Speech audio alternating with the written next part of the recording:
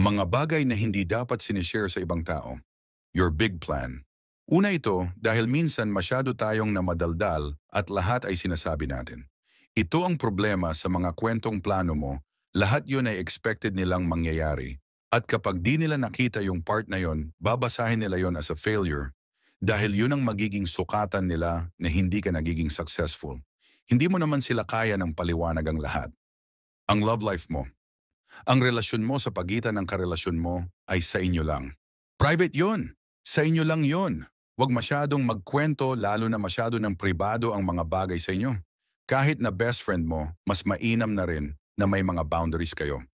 Ang sweldo mo, kultura na focus dito, sa bagay, madalang naman yata sa Pilipinas na nagkwento ng kanilang salary every month o mga benefits sa opisina o sa negosyo mo.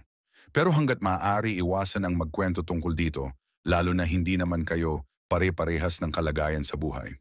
Mga susunod mong gagawin o next move mo sa bawat ginagawa kasi natin sa buhay.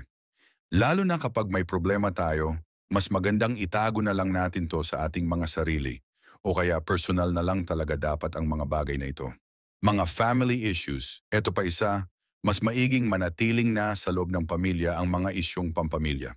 Isa pa, hindi mo naman kayang ikwento ang lahat ng parts ng pangyayari. Ang mahirap pa, baka hindi mo na mabalik ka ng mga taong pinagkwentuhan mo at sooner or later ikaw na at ang pamilya mo ang susunod na topic ng kwentuhan nila. Mga problema sa trabaho. Ang sabi ng mga eksperto, mas mainam itago na lang ang mga problema mo sa boss mo. Iisipin kasi ng kakwentuhan mo na hindi ka masaya sa buhay mo o sa trabaho mo. Again, hindi mo naman lahat sila mababalikan para bigyan ng update sa kung ano ang mga nangyari. Mga kwentong narinig mo sa iba. Uulitin ko kapag hindi mo alam kung ano ang buong kwento, hindi mo alam ang lahat ng facts, wala kang karapatan ikwento ang mga nakita at nalaman mo o yung mga kwentong narinig mo lang sa iba. Ephesians 4:29.